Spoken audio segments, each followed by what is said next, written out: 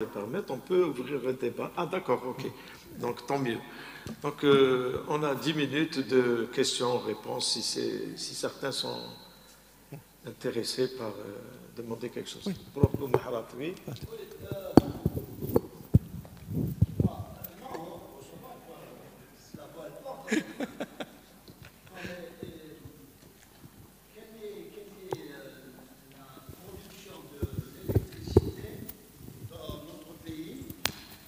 Par moyen énergétique, l'hydraulique, quelle est la part de l'hydraulique, du gaz et des énergies renouvelables? Voilà, ça c'est la première question.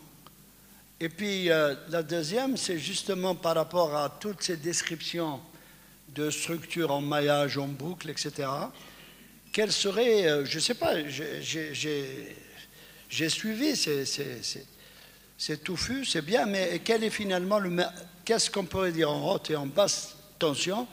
Quel serait le meilleur type de maillage pour un coût optimal? Et la dernière question, c'est une petite remarque. Ben, dans tous tes tableaux, là, je n'ai pas vu Algérie. J'ai vu Mexique, France, Australie, mais il n'y a aucun travail qui a été fait sur l'Algérie ou quoi? Enfin, je n'ai pas vu. Oh, là, je dormais pendant ce moment. Je ne sais pas. Voilà, merci. Merci beaucoup. Mais en tout cas, félicitations pour ton travail. Hein. Merci. Merci. Alors, pour la première question, ça concerne Non, c'est la deuxième. La première question, vous parliez de production. Production renouvelable. Alors, la renouvelable, d'abord, on est après une dizaine d'années de la nouvelle politique de déploiement des sources renouvelables. Elle a été modifiée énormément. Donc, la nouvelle stratégie, ça a été à chaque fois, c'est-à-dire il y avait une première mouture, ensuite une deuxième, ensuite une troisième. Maintenant, ils ont arrêté un taux d'intégration sur déjà à court terme en 2 années, ils parlent de 2025, et puis en 2035. Donc, mais avant, jusqu'à présent, ce qui existe, qui est intégré, c'est autour de 495 mégawatts. Ça reste vraiment, par rapport à 24 000 mégawatts, c'est donc c'est encore faible. C'est encore faible. Mais d'ici 2 années, j'espère que si les programmes vont se réaliser, on aura quand même un taux d'intégration qui peut avoisiner les 20%. Ceci dit, dans certains micro-réseaux, et là ça répond à votre deuxième question, si je prends Adrar, par exemple, qui n'est pas connecté au nord. Là, quand je parle de 24 000 MW, c'est uniquement le réseau interconnecté du nord. Adrar est un réseau vraiment isolé. Alors, Adrar, on a aussi des réseaux isolés. Il y en a plein au sud. Il y en a pratiquement 39 réseaux isolés, même plus.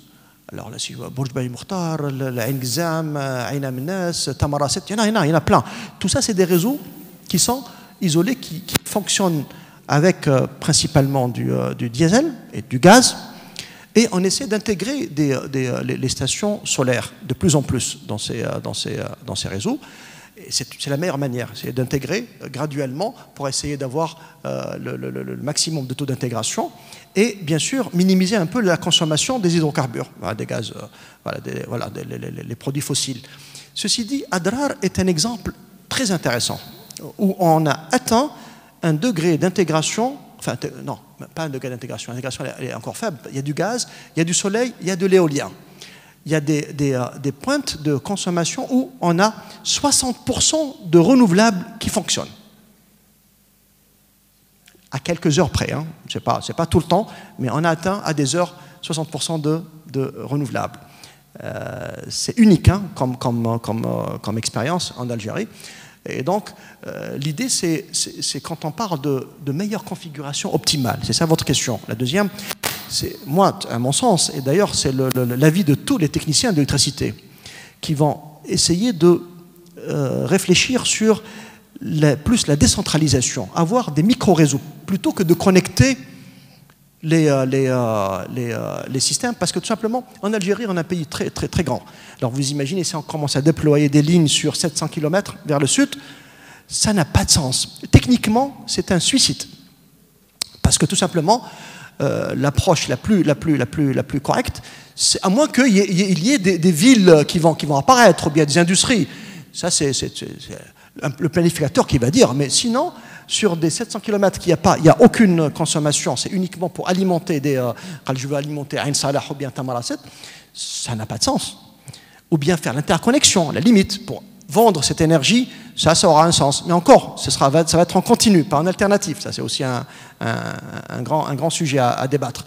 Mais la meilleure des choses, c'est de commencer, ou bien de faire l'effort d'intégrer graduellement dans toutes ces micro-réseaux une énergie renouvelable. Et ensuite, si maintenant il y aura un développement industriel, un développement social, on pourra interconnecter ces micro-réseaux. On aura des micro-réseaux qui sont...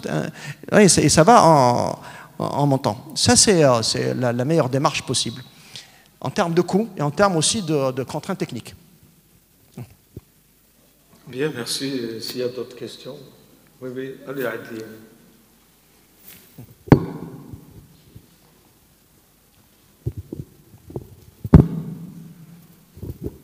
Merci. Vous avez cité donc dans l'adéquation, la faiblesse de l'adéquation, vous avez parlé de 2 paramètres. C'était le niveau de tension et la fréquence.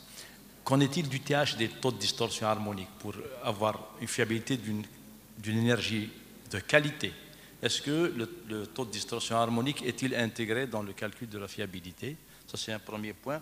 Deuxième point, est-ce qu'on réfléchit à intégrer la fiabilité dans le grid code algérien s'il en existe un?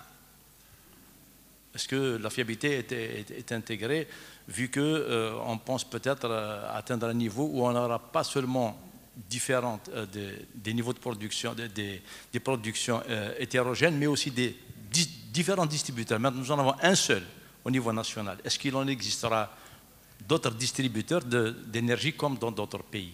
Je vous remercie.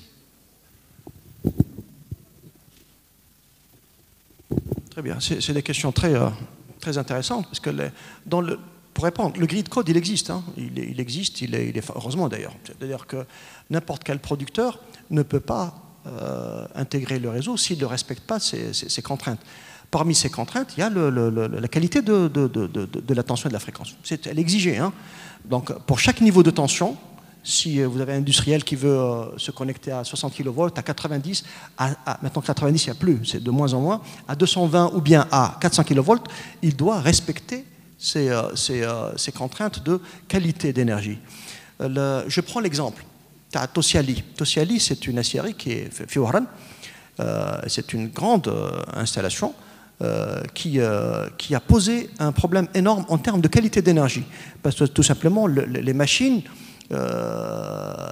quand ils démarrent, c'est des gradients carrément de demande qui vont de 0 jusqu'à 400 MW en un temps très court, en pratiquement 2-3 secondes. Et vous imaginez les perturbations que ça génère côté réseau pour les usagers. Et donc, ils étaient obligés de respecter justement les consignes en essayant d'intégrer des appareillages de contrôle et des filtres actifs surtout. Hein. Donc là, ils sont dimensionnés de telle manière à filtrer tous les harmoniques d'ordre 5, 7, 11, jusqu'à même 24. Hein. Ils ont une bande de manœuvre et ça permet d'avoir une tension qui est pratiquement lissée, elle est propre, même pour le courant.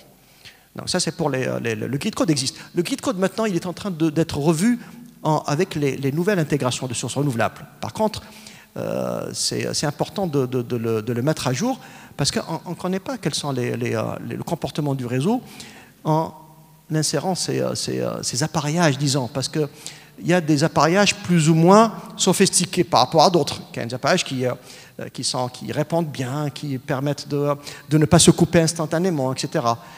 Mais les autres, qui ont d'autres appareillages, que si on les laisse, on ne peut pas respecter ces contraintes. Mais là, je ne sais pas si j'ai répondu à... C'est bon? C'est bon? Une dernière question, Abdallah. Merci. Alors, je vous remercie pour cette présentation qui est très intéressante dans le domaine des énergies. Alors, en ce moment, donc la préoccupation, Approche le micro un peu. La préoccupation de tous les laboratoires de recherche, donc à l'échelle mondiale, c'est le problème de la transition énergétique. Sachant que maintenant, il faudrait passer à des formes d'énergie propres, pour préserver un petit peu notre planète. Ce sont maintenant les énergies renouvelables. Donc il faudrait aller vers l'intégration de ces productions au niveau du réseau électrique. Il se trouve que ça ne pose que des soucis. Il y a énormément de soucis dans l'intégration de ces énergies, donc qui se répercutent sur la fiabilité justement du fonctionnement du réseau. Maintenant, est-ce que parmi ces soucis, les soucis majeurs, donc nous avons les soucis, c'est que ces intégrations se font via des convertisseurs d'électronique de puissance. Donc il y a une interface d'électronique de puissance et il se trouve que cette interface inhibe, joue le rôle d'un inhibiteur par rapport à l'inertie totale, à l'inertie du système, sachant que l'inertie du système contribue, je dirais, à 90% à la stabilité du réseau. Quand maintenant cette inertie est inhibée, donc le fonctionnement, je ne veux pas utiliser le mot stabilité, c'est un peu trop technique, mais je dirais que le fonctionnement général sera vulnérable par la présence de ces convertisseurs.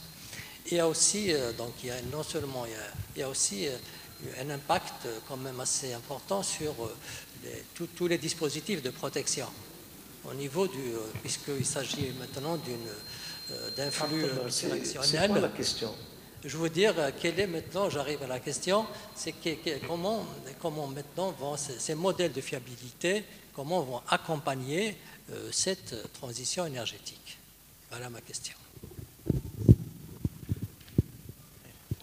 Les expériences dans le monde, c'est pour ça que j'ai insisté sur les quelques réseaux dans le monde, parce qu'il y a des taux d'intégration qui sont très élevés. Je prends l'exemple de l'Irlande, il fonctionne avec pratiquement 50-60% d'intégration et il n'y a aucun problème. En Allemagne, on atteint 35%, mais le réseau il est immense. 35%, la plupart, c'est entre l'éolienne et le solaire. Et il n'y a pas de coupure. C'est-à-dire on arrive à avoir des fonctionnements très fiables avec un taux d'intégration très élevé. C'est-à-dire même si, c'est vrai, vous avez dit, l'inertie, elle diminue avec ces convertisseurs qui sont installés parce que l'interface devient à base de convertisseurs pour l'éolien, pour le solaire, pour tout. On arrive à maintenir un certain fonctionnement fiable, quel que soit il suffit, bien sûr, pour assurer ça, il faut faire des études de planification correcte. Il faut vraiment essayer de se rapprocher de la réalité. Ne pas implanter ces installations n'importe où, n'importe comment, par des décisions comme ça aléatoires, mais essayer de bien faire des études, de les vérifier et de revoir le grid code qui devrait respecter. Parce que quand on parle de grid code, on parle de normes techniques. Si j'utilise maintenant je ne vais pas critiquer telle ou telle compagnie, hein, ce n'est pas ça l'objectif, mais si on me vend un convertisseur qui n'a pas les performances, je ne vais pas citer, bon, il y a des onduleurs où on peut maintenir une certaine fiabilité de fonctionnement, quels que soient les défauts qui peuvent apparaître, et garder le fonctionnement du système. D'autres, non, ils n'assurent pas cette fonctionnalité. Et donc, il y a des coupures qui vont s'opérer. Parce que l'inertie, elle est faible. Et donc, si on coupe les productions alors qu'on a besoin d'alimentation, la fréquence, elle va chuter et il y aura le blackout. Et c'est les scénarios les plus dramatiques qu'il faut éviter. Voilà, merci. Ainsi se termine la session. Parce que j'avais les signaux pour arrêter. Maintenant, Mohamed, voilà donc...